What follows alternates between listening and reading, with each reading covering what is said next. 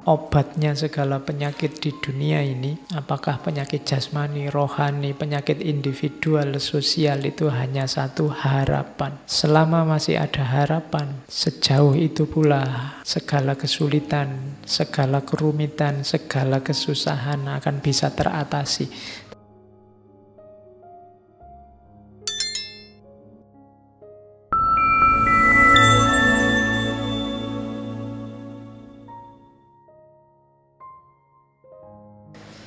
Oke, bismillah.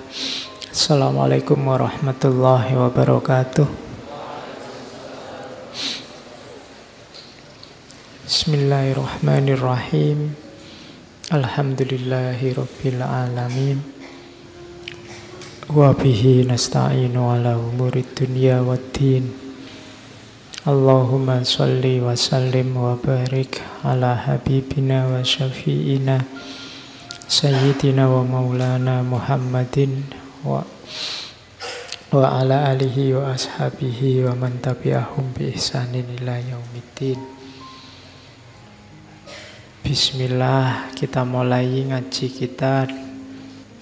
Kita lanjutkan tugas kita untuk belajar. Bulan ini modelnya agak beda. Kita tidak pakai tokoh, ya, biar ada selang-selingnya, biar tidak rutin. Kemarin-kemarin kita ngeritiknya selalu rutin. Ada tokoh terus. Termasuk malam ini agak telat itu biar juga tidak rutin. Ya, ada bedanya. Oke, ini tema yang universal. Di banyak filosof ada. Cuma tidak mungkin saya ngomong semuanya, makanya saking banyaknya filosof yang ngomong harapan, saya ambil saja tanpa tokoh. Oke, langsung saja. Itu hasil rangkuman yang saya buat dari banyak sekali definisi tentang harapan. Ya, intinya harapan itu, selama kalian masih mau hidup, sebenarnya masih punya harapan. Tapi saya tidak mau hidup, Pak. Saya ingin mati saja. Ingin mati itu ya harapan. Ya. Biasanya selama orang akalnya jalan, ya dia masih punya harapan-harapan.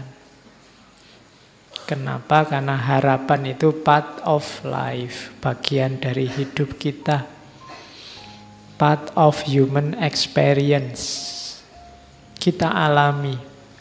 Kamu sadari atau tidak, kamu sengaja atau tidak, dari detik ke detik hidupmu itu sebenarnya rangkaian dari harapan ke harapan. Sudah ancang-ancang mau berangkat ngaji, hujan. Nah, padahal kamu sudah niat, itu kan harapan yang tidak tersampaikan, tapi itu pengalaman. Jadi kalau riwayat hidupmu itu mau disusun, itu sebenarnya kisah tentang harapan yang terpenuhi atau harapan yang tidak terpenuhi. Sebenarnya cuma itu. Jadi kalau kamu pengen nulis biografi, itu sebenarnya bisa diawali dari harapan-harapanmu apa saja. Dari situ cerita hidupmu akan berjalan. Kamu jadi orang yang semacam ini itu kan karena harapan-harapan hidupmu. Jadi harapan itu part of life, part of human experience. Ada kalanya harapan itu connected to suffering. Ada hubungannya dengan rasa sakit, baik jasmani maupun rohani. Orang itu biasanya sadar punya harapan kalau kepentok. Kamu pingin sehat kan kalau sedang sadar sakit. Kamu pingin gelisah ingin dapat pasangan kan kalau sadar kamu jomblo. Tapi kalau pas nggak sadar kan itu kan connected to suffering. Aduh, kok aku sendirian ya, sementara yang lain berdua. Nah, itu connected to suffering. Terus kamu punya harapan, mbok aku segera punya pasangan. Ya sebenarnya tidak apa-apa jomblo itu. Indonesia jaya itu karena bersatu, bukan berdua. Oke. Lah ya makanya kalau ingin sukses kamu bersatulah. Oke. Terus harapan itu connected to facing not knowing thing. Kenapa disebut harapan? Karena kamu tidak tahu besok bisa terpenuhi atau tidak.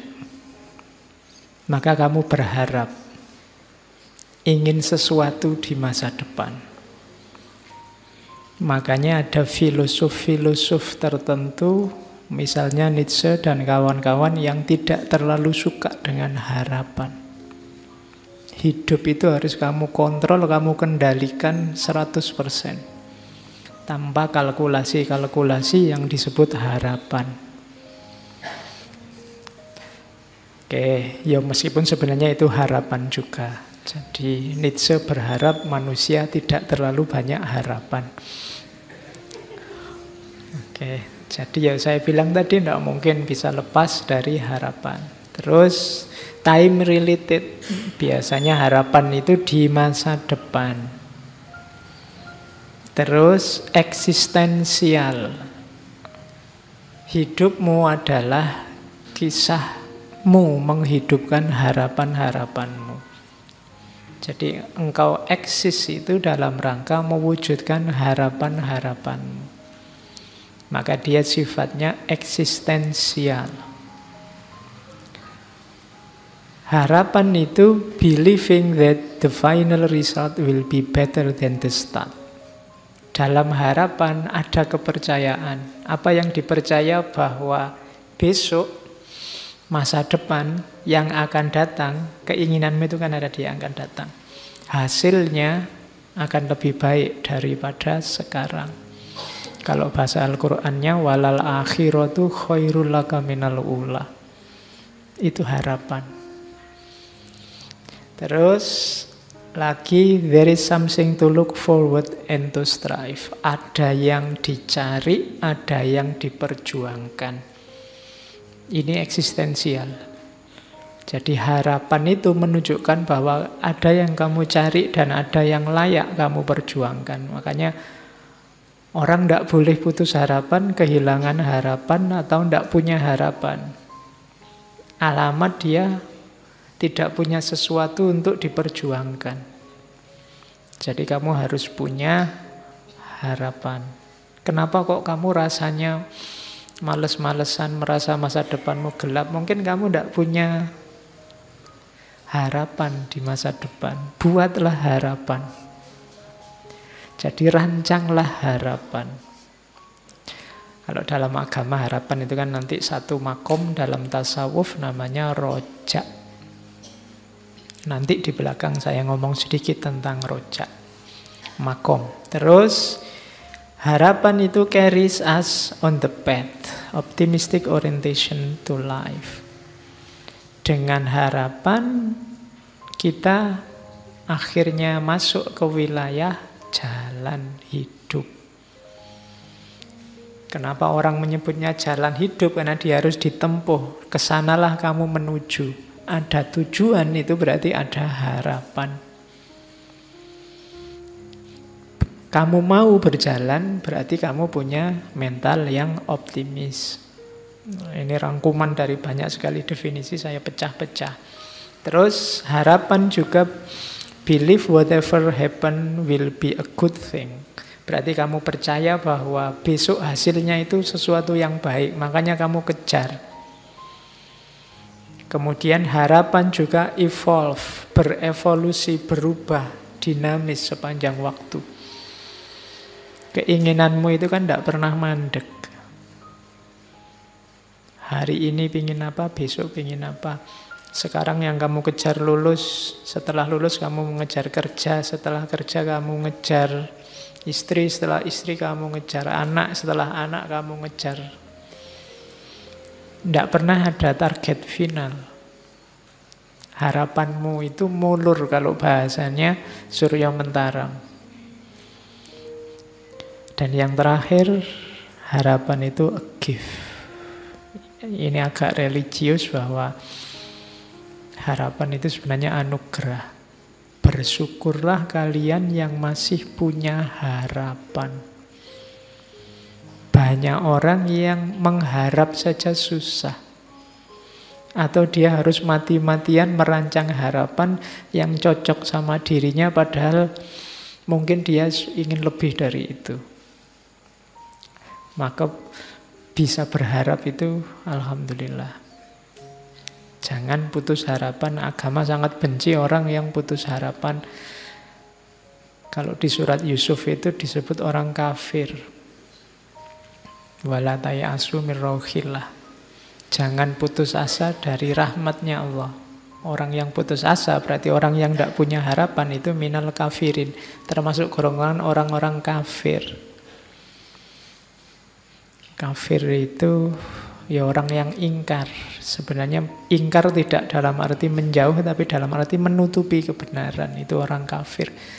Makanya istilah kafir itu nanti diadopsi dalam bahasa Inggris jadi cover. Kalau kalian tidur di atas bed cover, itu berarti yang kamu sedang tidur di atas kekafiran. Ya kan itu akar katanya sama. Nah, jadi sampai kafir. Harapan itu anugerah, maka bersyukurlah. Barang siapa yang kehilangan harapan, kamu masuk ke dalam kekufuran kayak orang kehilangan keimanan. Kamu tidak percaya ada Allah. Kepahitan apapun dalam hidupmu, jangan sampai membuatmu putus asa, karena kamu kalau putus asa sama dengan melecehkan Allah. Tidak ada masalah yang tidak terselesaikan. Tidak ada masalah susah, masalah sulit, masalah rumit. Kalau bagi Allah, maka berharaplah. Dan selama engkau berharap, saat itu sebenarnya engkau sedang menikmati anugerah dari Allah. Oke, itu gambarannya. Harapan itu apa? Setiap kotak yang saya kotai itu bisa jadi satu tema tulisan. Ada harapan dan waktu, harapan dan pengalaman hidup, harapan dan masa depan yang lebih baik, harapan dan anugerah, kayak judul sinetron. Jadi itulah harapan. Terus saya ambil quote-quote-nya di depan. Ini Immanuel Kant. Katanya Immanuel Kant, sistem filsafatku itu sebenarnya menjawab 3 pertanyaan besar saja. Yang pertama adalah what can I know? Yang kedua what ought I to do? Dan yang ketiga what may I hope? Jadi apa yang aku tahu, apa yang harus aku kerjakan, dan apa yang mungkin aku harapkan.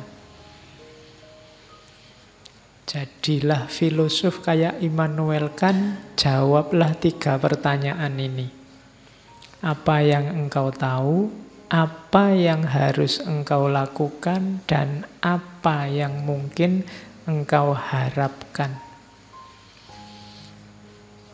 Masing-masing pertanyaan jawablah 1 bab, 30 halaman, nanti jadi buku 100 halaman. Kamu bisa nyanyi, loh, kalau apa yang aku tahu kan bisa panjang sekali, lebar sekali itu temanya. Apa yang harus aku lakukan, wah itu bisa lebih lebar lagi. Kamu sebagai mahasiswa, kamu sebagai anak muda, kamu sebagai warga negara, kamu sebagai umat beragama, kamu banyak. Apalagi apa yang bisa aku harapkan, mungkin aku harapkan, lebih luas lagi. Segalanya yang baik, yang penting bisa kamu harapkan. Tinggal kamu cari relevansinya dengan kehidupan nyatamu. Maka jadilah sistem filsafat. Itulah yang dibuat, katanya Immanuel Kant, sistem filsafatku dulu adalah, ringkasnya adalah menjawab 3 pertanyaan ini. Makanya kalau kalian nulis skripsi, nulis tesis, itu kan bagian-bagian pendahuluan itu kan selalu ada rumusan masalah. Nah, ini rumusan masalah gagasannya Immanuel Kant itu 3 ini. Cuma jawabannya luar biasa luas dan dalam. Oke, ada quotes lagi. Saya ambil bagus, ada hubungannya dengan kita. Maria Popova. Maria Popova ini budayawan, sastrawan, tinggalnya di New York, kelahiran Bulgaria. Dia bilang, critical thinking without hope is cynicism. Hope without critical thinking is naive. Berfilsafat, berpikir kritis, mengkritisi orang lain, gagasan orang lain atau gagasannya sendiri, tapi membuang harapan, itu dapatnya cuma sinis. Ngeritik tok isine, ndak ngasih solusi. Enaknya bagaimana? Kalau yang kamu lihat itu salah, enaknya bagaimana? Jalan keluarnya apa? Dari situ kan nanti muncul harapan. Tapi kalau kamu ngeritik aja, ndak ngasih solusi, ndak ngasih harapan, itu namanya hanya sinis. Kalau bahasa hari ini hanya nyinyir. Tapi kebalikannya, ngasih harapan saja without critical thinking is naive. Ngomong yang baik-baik, pokoknya ini terjamin, pokoknya ini akan sangat baik, pokoknya ini bagus terus, ndak kritis, ya namanya naif.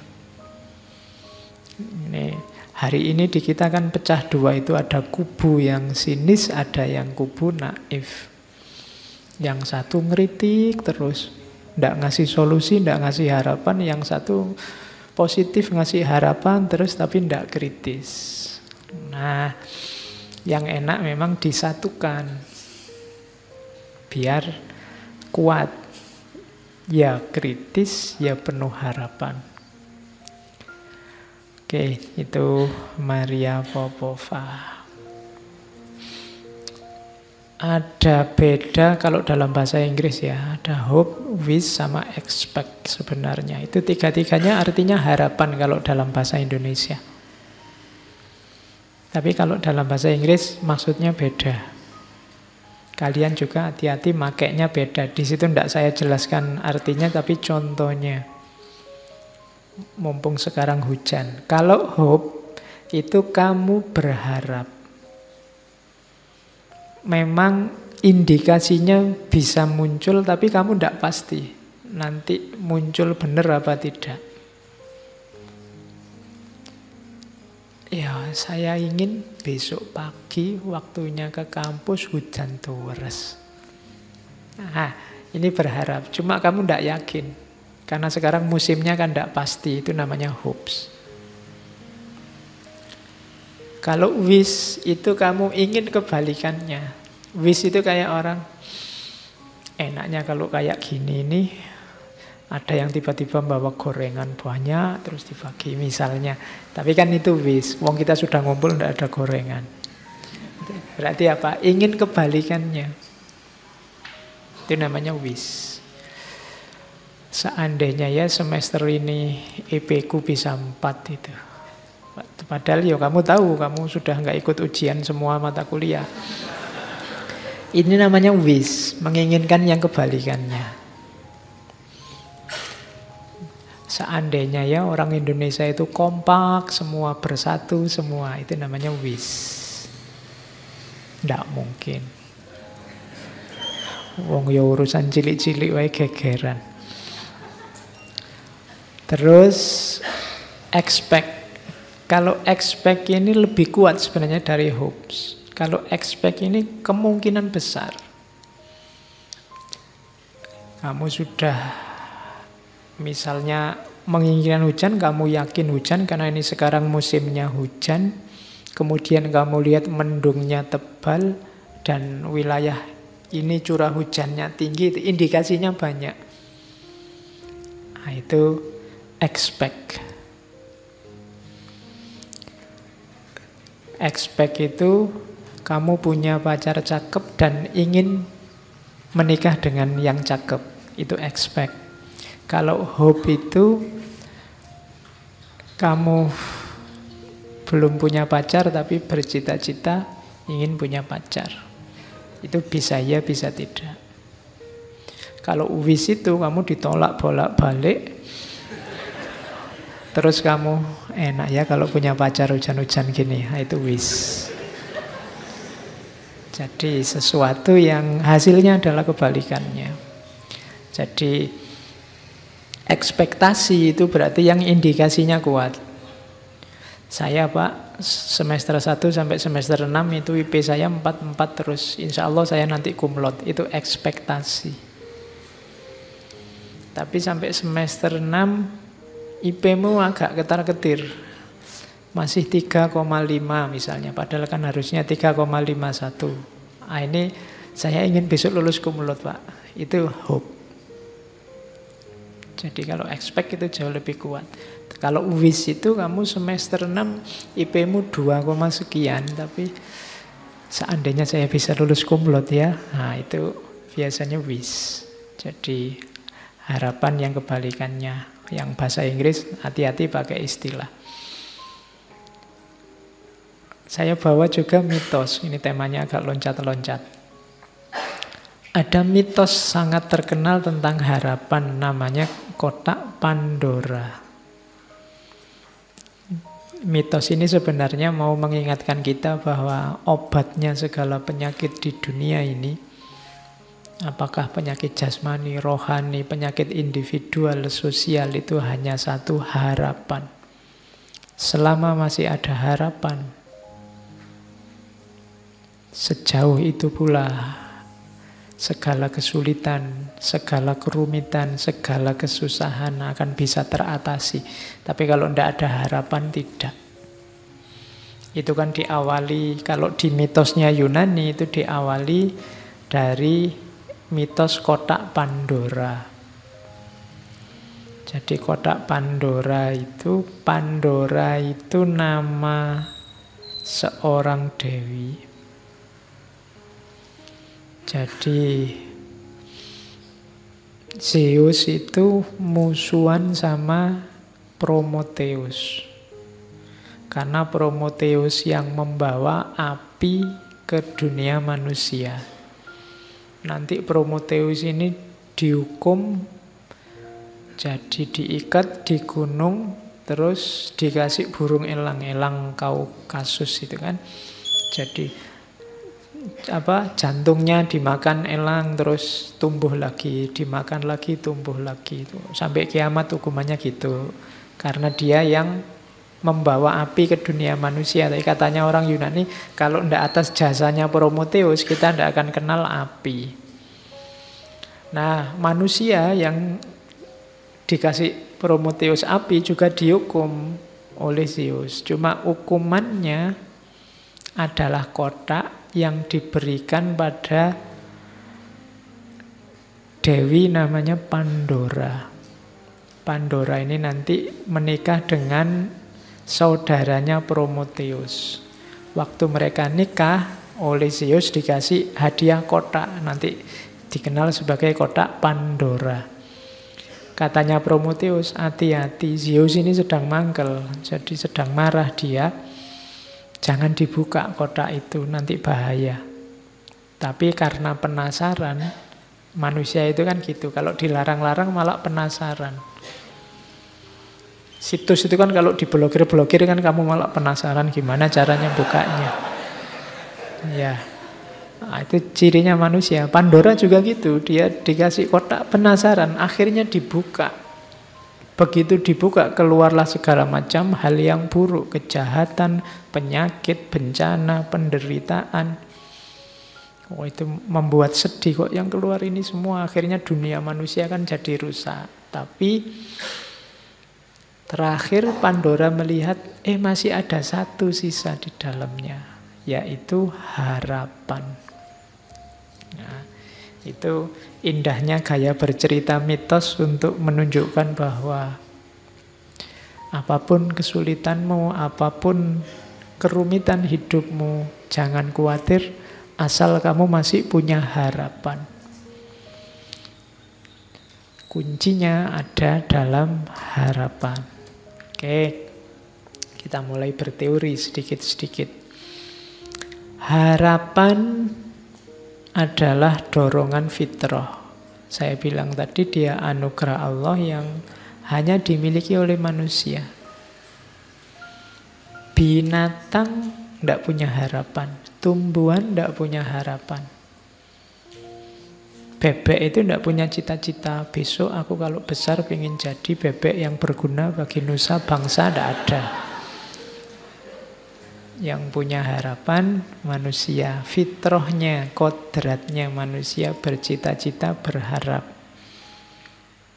Yang kedua, harapan lahir karena kebutuhan. Ini boleh kembali ke Abraham Maslow, saya ambil contohnya itu.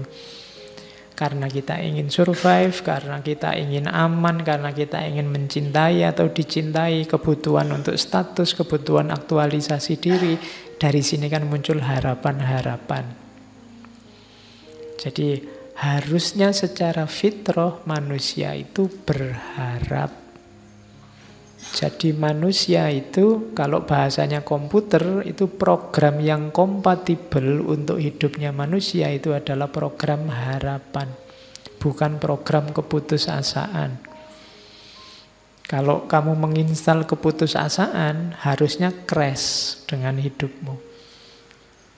Jadi orang-orang yang pesimis, putus asa itu sebenarnya menyalahi fitrahnya. Makanya Allah benci. Disebutnya kafir atau kufur. Terus selain itu harapan juga di teori yang lain disebutkan lahir oleh situasi hidupmu, termasuk dari masyarakat. Jangan dikira harapan-harapanmu itu hasil pikiran dan pilihanmu sendiri. Secara tidak sadar sebenarnya masyarakat sekelilingmu, mulai orang tua, guru, teman, tetangga, ikut menentukan harapan-harapan hidupmu. Jadi ada programming dari masyarakat sekitarmu. Maka jangan gaya, jangan merasa bahwa saya ini bebas loh Pak, cita-citaku, keputusanku sendiri, enggak. Di situ ada ilustrasinya, biasanya anaknya pedagang itu ya mentalnya dagang dan cepet. Kalau disuruh berharap untuk dagang, anaknya guru juga begitu, anaknya pemikir juga begitu, biasanya. Jadi cita-cita, harapan itu mix antara fitrah individu, kebutuhan masing-masing orang, plus programming dari masyarakatnya. Jadi teori ini mau bilang bahwa setiap orang harus sadar sebenarnya kebebasan mutlak untuk manusia itu tidak ada. Kamu yang merasa bebas sebenarnya tidak bebas juga. Masyarakatmu pasti mempengaruhi ekspektasi dan harapanmu. Bukan keinginanmu sendiri. Ketidaksadaran ini nanti sering membuat orang jadi patah hati, stres, depresi, konflik. Jadi harapan itu darimu dipengaruhi oleh masyarakat, didorong oleh kebutuhan. Terus apa mainnya harapan, pentingnya harapan dalam hidup kita?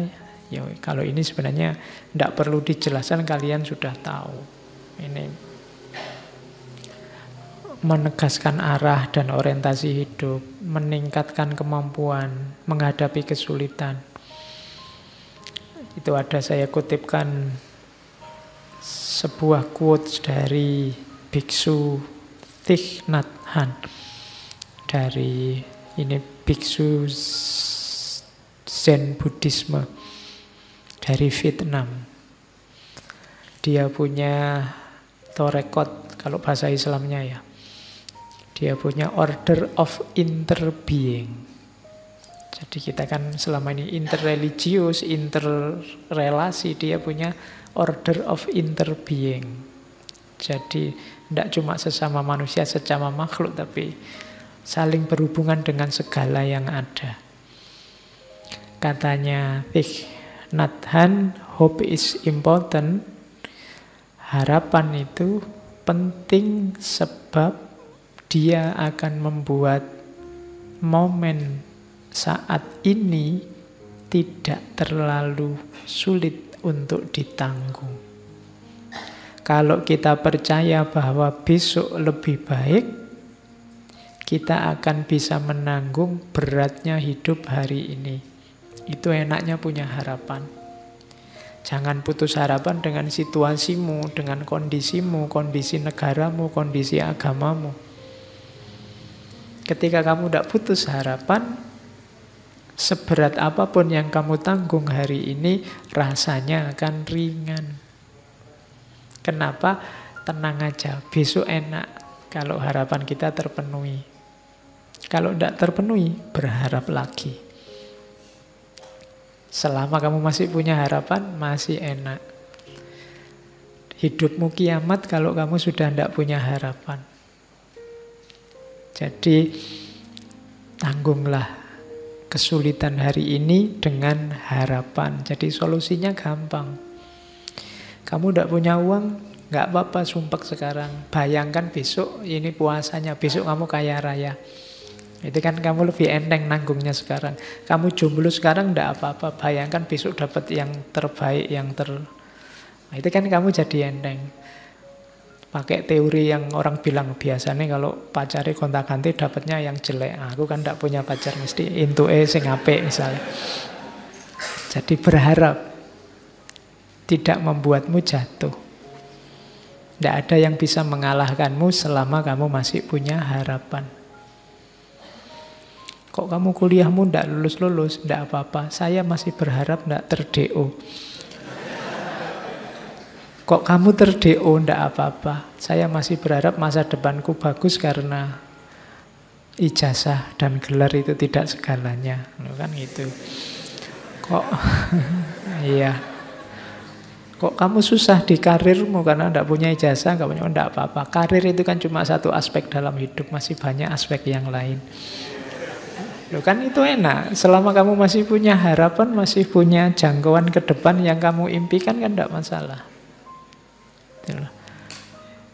Kamu mau kerja apa, ijazah tidak punya, keterampilan tidak punya, ya gampang nyari istri yang kaya aja misalnya. Masih ada harapan. Oke, terus jadi perannya kunci harapan itu. Itu yang terakhir ada quotes dari Henry Nouwen. Henry Nouwen itu pastor Katolik dari Belanda. All great spiritual leaders in history were people of hope. Semua tokoh pemimpin spiritual dalam sejarah adalah figur-figur penuh harapan. Tidak ada tokoh spiritual yang putus asa. Ibrahim, Abraham, Moses, Musa, nabi-nabi tidak ada yang putus asa. Ruth itu neneknya, kalau itu sebenarnya tokoh dari Bible. Tokoh perempuan, neneknya Nabi Daud. Yang nanti ada silsilah juga sama Yesus. Maria, Yesus, Rumi, Gandhi, Dorothy Day, semuanya menjanjikan. Orang-orang yang penuh harapan. Live with a promise in their heart. Mereka meyakini suksesnya di masa depan, janji-janji di masa depan. Itulah yang membimbing mereka menuju masa depan. Jadi masa depan itu penting, maka hidupkanlah dengan harapan.